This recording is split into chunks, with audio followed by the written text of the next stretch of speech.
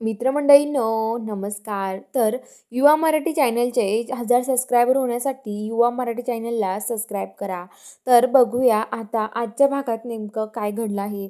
तर आता इकडं इंद्र खूप पस्तावत असतो. एकटाच खूप तिथे रडत असतो. राणी इंद्राला समजावत असते. म्हणत असते, "इंद्र सर शांत व्हा. असं का करताय तुम्ही?" इंद्र म्हणतो, "माझ्यामुळं हीच वेळ आली आबांना माईवरती.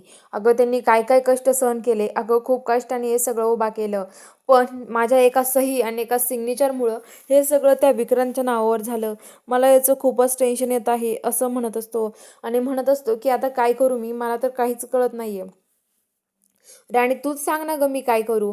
अगं माझी काय चूक झाली अशी? मला तर काहीच कळत नाहीये. अगं राणी मला स्वतःला मी कधीच माफ नाही करू शकत. लोकं किती नावं ठेवतील, लोकं काय-काय बोलतील माहिती आहे का? अगं स्वतःच्या आई-बापाने एवढं कमवलेलं वाया घातलं म्हणतात. लोकं मला काय-काय म्हणून? अगं माझ्याकडे बघण्याची स्वतःची माझी इच्छा होणार नाहीये. तुला माहिती आहे का राणी मला तर खरंच खूप त्रास होतो ह्या गोष्टीचा. तर राणी म्हणते, की "हे बघा इंद्र सर तुम्ही शांत व्हा." "अहो इंद्र सर एवढं स्वतःला त्रास करून घेऊ नका तुम्ही. शांत व्हा ना. कशाला एवढा त्रास करून घेताय? अहो मी आहे ना तुमच्यासोबत. हे बघा आणि तुम्ही हे बघा स्वतः हारायच्या अशा गोष्टी करू नका." इंद्र म्हणतो, "अगं खरंच मी त्या विक्रांत पुढे खरंच हारलोय. त्यांच्यामुळे माझ्या आई-वडिलांवरती अशी वस्तीत राहण्याची वेळ आली, रस्त्यावर राहण्याची वेळ आली आहे." असं म्हणत असतं. तर राणी आता म्हणते, की "इंद्र सर तुमचा हात इकडे घ्या." आणि ती इंद्राला शपथ घ्यायला लावते डोक्यावर हात ठेवून. म्हणते, की "इंद्र सर म्हणा, हे बघा असं परत पुन्हा कधी म्हणणार नाहीये मी. असं कधीच म्हणणार नाहीये, की माझं खरंच चुकलं.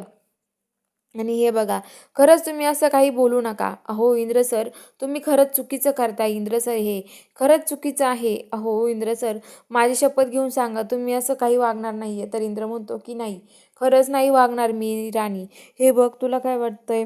मी काही असं होऊन देईल का? मी असं काही होऊन देणार नाहीये राणी. मी आता खचल्यासारखं बोलणार नाही राणी, तुझी शपथ घेतो." राणी म्हणते, की "हो, हरलेसारखे काही बोलायचंच नाही." असं म्हणते आणि आता म्हणत असते, की "इंद्र सर चला घरी." आता घरी जायला हवं आपल्याला असं म्हणते आणि इंद्राला धरून घेऊन चाललेली असते. तर आता इकडं जो रत्नाकाकी ते असतात, रत्नाकाकी त्या दादासाहेब महाडिकचे पाय दाबत असतात आणि पाय दाबता-दाबता रत्नाकाकी बोलतात, की "काय हो दादासाहेब, मला तर एक वाटतंय आपण त्या आबाला त्यांना असं घराबाहेर ठेवणं बरोबर नाहीये. अहो ते किती सहन करतायत. त्यांनी आमच्यासाठी काय-काय केले माहिती आहे का? अहो तुम्ही नव्हते तर आम्हाला खूप मदत केली त्यांनी. त्यामुळं असं करायला नकोय आपण त्यांच्यासोबत." तर आता ते म्हणतात, की "हे बघा, तसं करायला नको म्हणजे काय हो? तुम्हाला काय वाटतंय? हे बघा परत असं बोलले ना तुम्ही तर बघा मी काय करेल. अजिबात त्यांचं नाव घ्यायचं नाही घरामध्ये आणि अजिबात त्यांना मी आणणार नाही या घरामध्ये." असं म्हणत असते. ते दादासाहेब लगेच पायाने खुर्च्या वगैरे लुटून देतात आणि आता ती रत्नाकाकी पण पूर्ण घाबरते. तर इकडं आता जो विक्रांत आहे, विक्रांत आणि उर्मिला मस्त ते दोघेजण आता विक्रांत म्हणत असतो, की "उर्मिला आता भारी झालंय ना गं, माझ्या नावावर फॅक्टरी झाली आहे. त्यामुळे मला आता काही टेन्शन नाही राहिलं." असं म्हणत असतो. तर आता लगेच उर्मिला म्हणते, "काय हो विक्रांत सर, अहो तुमच्या नावावर फॅक्टरी झाली, पण मला इथे घर सांभाळायला ठेवलं. पुरणाच्या पोळ्या कर." तर दादासाहेब महाडिकनी मला तर कामालाच लावलंय माहिती का? अहो ते काम सांगतात मला, "हे स्वयंपाक कर, ते स्वयंपाक कर." तुम्ही जाता फॅक्टरीत मस्त त्वऱ्यामध्ये. तर आता तो म्हणतो, की "अगं तुला काही कळतं का? मी तिकडे फॅक्टरी सांभाळेल आणि तू इकडे घर सांभाळायचं. कसं मस्त एन्जॉय. तुला जे वाटेल ना तसं करू आपण." तर ती लगेच म्हणते, की "मी इकडे फिरायला जाणार आहे, तिकडे फिरायला जाऊ आपण." असं म्हणते. त्यामुळे विक्रांतला खूप राग येतो.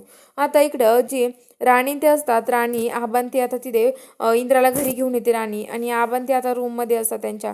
तर राणी तिथे जाते आणि त्यांना ते व्यवस्थित ते गोट्याने ते रूम देतात एक. राणी इंद्राला घेऊन जाते. तर ते म्हणतात, "आबा झोपले नाहीत का तुम्ही अजून?" तर आबांते म्हणतात, "नाही." तेवढ्यात लाईट जाते. मालती म्हणते, "गेली ह्या वस्तीतली लाईट. माझ्या घरची लाईट कधी जात सुद्धा नाही." तर आता हा लगेच राणी म्हणते, की "आपल्याला काहीतरी सहन करावंच लागणार आहे." राणी कंदील घेऊन येते आणि म्हणते, की "आपण एकमेकांसोबत ढाल बनवून घेरायचं."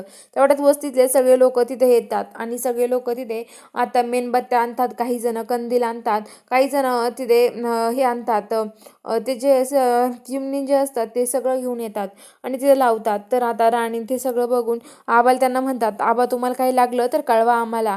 आबा म्हणतात, "हो कळवू तुम्ही आमच्यासाठी काय करताय खरंच ना." असं म्हणत असतात. तर आता आबा म्हणतात, "आज वस्तीतले माणसं बघून मला असं वाटतंय मी खरंच काय कमवलंय, मी माणसं किती कमवले." असं आबा म्हणतात. तर आता इकडं जी राणी आहे, राणी म्हणत असते, की कुणीच खचून जायचं नाही. मी सगळ्यांच्या पाठीवर ढाल बनून उभा राहणार आहे. आपल्या कुटुंबावर संकट आलं ना, मी त्या संकटाला सामोरे जाणार आहे, असं म्हणते. तर बघूया आता पुढील भागात काय घडणार आहे. बघायला चॅनलला सबस्क्राईब करा.